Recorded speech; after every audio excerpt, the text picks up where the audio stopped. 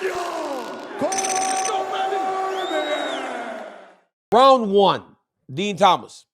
So Islam Makhachev is now fighting Della Maddalena in Madison Square Garden. We know that as the date, but the words are starting to come out from the Della side.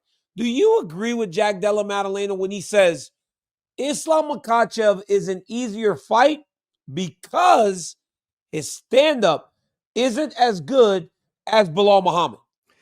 I don't necessarily agree with him on this, but I understand what he's trying to say. I think because Islam Makhachev's striking style is a little more predictable. He's a little bit more fundamentally sound than Bilal. So Bilal's a little bit more wild. It makes him a little bit more unpredictable.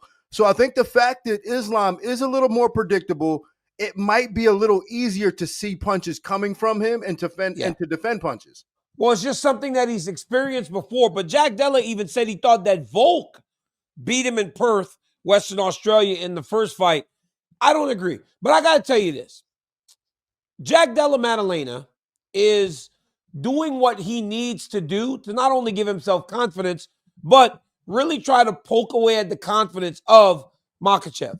Makhachev feels like he's the best fighter in the world. He was proving that as the number one pound for pound. But Della is doing what he feels he needs to kind of try to get into the mind. Because, Dean, you and I both know it's not just about the fight.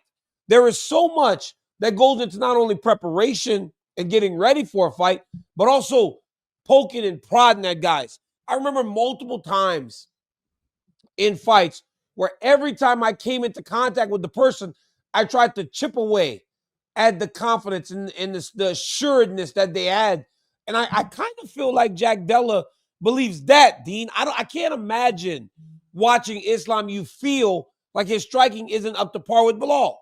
Well, here's the thing. You're right about this. You have to pick away at those guys because for so long, the Dagestani wrestlers have been so far ahead of everybody else. They've been running through everybody else. So that aura around them has had guys losing before the fight started. But as we see, the gap is closing. Merab and Umar, Paul Hughes and Usman Nurmagomedov, that was as close to a fight as you can get. So the aura around them is closing. So the more that Jack pokes away at him and lets them know, listen, I'm not afraid of you. I'm not afraid of the Dagestani style wrestling.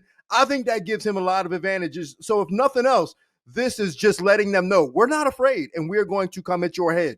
That's the thing, though, right? It's I believe that Della is going to have to deal with the wrestling of Islam, of course, the striking of Islam, of course. But ultimately, this fight is going to come down to exactly what happened in the Bilal fight. If he can defend takedowns and make Makhachev fight him over the course of a long fight standing, Dean, that's where his chances are elevated. Because as long as he's getting grappled down, it's going to be hard for him because there's no one like Islam on top. That's why he's finishing everybody. I don't know. It's like a crazy stat. Makhachev finished like the last 7, 8 guys he's fought. So he's not like just winning fights. He's finishing fights. And for Della to stop that, he's got to ultimately stop his number one skill, and that's the wrestling. And after watching the Bilal Muhammad fight, he seems more prepared to do that today than he might have been in the past. And I think the answer lies in Craig Jones. Craig Jones has done an amazing job with those guys, especially with Volk, what he did with Volk, and then also, too, with what we saw, the improvements from Della that we saw from the Gilbert Burns fight to the Bilal fight, and I think that's attributed to Craig Jones. Now, given Craig Jones has more time to help Della this time. Yeah, well, he said 3 months this time opposed to like weeks. Yeah, and I think that doing like little jiu-jitsu tricks and just different things that Craig can come up with, I think that's going to be the answer for him. Yeah, and Makhachev has finished 7 of 8. Only one that he did not finish recently is Volkanovski in that very first fight whenever they went, and he won a unanimous decision.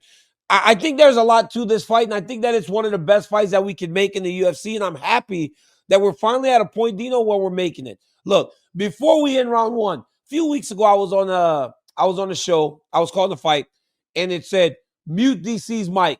And Della Maddalena actually was the one to retweet it. Did you see that? I saw that. I was like, yo, man, what's up with this cat? So what's up with Jack? So I just texted Far Jack. I go, Jack, wrong, bruh. What's up? Why, Jack? Why? And Della wrote back, the champ.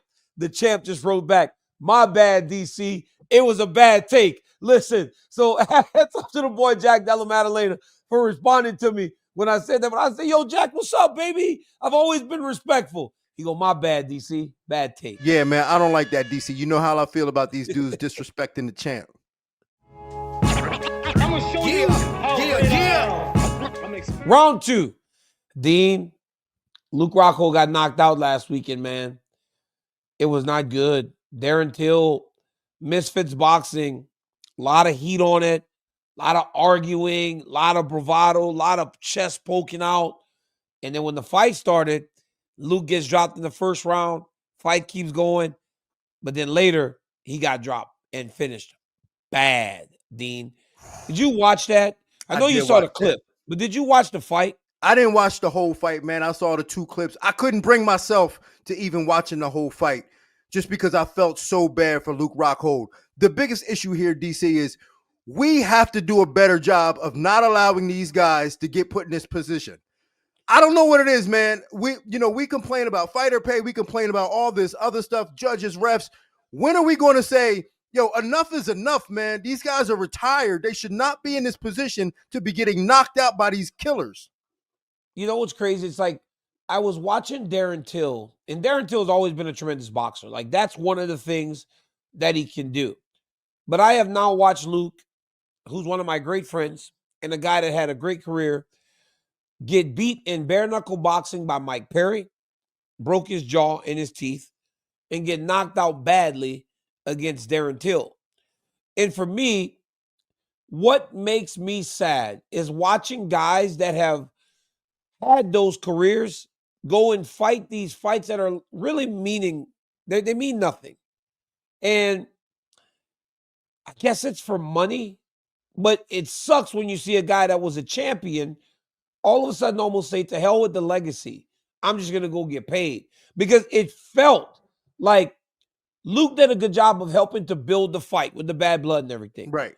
But when you get past the surface, one of Luke's biggest issues has been, and I can say this as a friend and someone who loves him, is when Michael Bisping was able to hit him, people realized, oh my God, if I can hit him, I can put him out. So then they just started going balls to the wall and trying to hit him, and then they would put him out. But now he's boxing, where you're definitely going to get hit. And that, to me, is the problem. Who signed off on this? That, to me, well, he's got but here's the thing about Luke, right? He's ultra confident. So if you're his management team, he will convince you that he's ready, and he looks good physically. And these companies want to build off the name. They want to build off what he did in his career and use him as a springboard. Because now, could you imagine what's in line for Darren Till? One thing, Darren Till should fight Jake Paul. That's what Jake Paul should fight. But Jake Paul won't fight him, though. Because after seeing what he saw, he knows how dangerous that fight is. 100%. That's the next fight for Jake Paul. This Gervonta Davis thing, who gives a damn about this? He needs to be fighting Darren Till right now. I'm telling you, though, what they're doing to these retired MMA guys is exploitative and absolutely wrong, taking advantage of their names and the legacy and what they've created inside the octagon. Now they're using these guys as springboards for their own organizations, and it is 100% wrong. Dino, who ultimately, who does the majority of it fall on? How do you tell a Luke Rockhold, hey, you're not good enough anymore? Like, whose responsibility is it to tell a Luke Rockhold, hey, you're not good enough anymore, you should not be fighting? I don't know. That's the problem, is I don't have the answer to that. Like, the UFC did it because they cut him. Like, what other professional... you remember Chuck Liddell? Right. They would not let Chuck fight anymore. Exactly. But that's the thing. Like, what other professional organization will they allow a guy to participate if you can't do the job? It may fall on the commissions. It may fall on commissions for signing off on these things. Yeah, something's got to change in that regard because, bro, I hated it, bro. And he got knocked out so bad. And then you could tell when it don't matter much because right afterwards, they're in a picture together at a bar. After all that, right? Just to get paid. It's sad. You could just tell that it don't matter. Like, it just doesn't matter to him that he got knocked out, and that sucks. Oh. DC, help me understand this, man. Why are they letting these guys do this? I don't know. Help me understand this. And they take pictures afterwards. I honestly just don't know what we are supposed to do because I don't know if I could tell Luke, hey, man, you shouldn't be fighting this fight.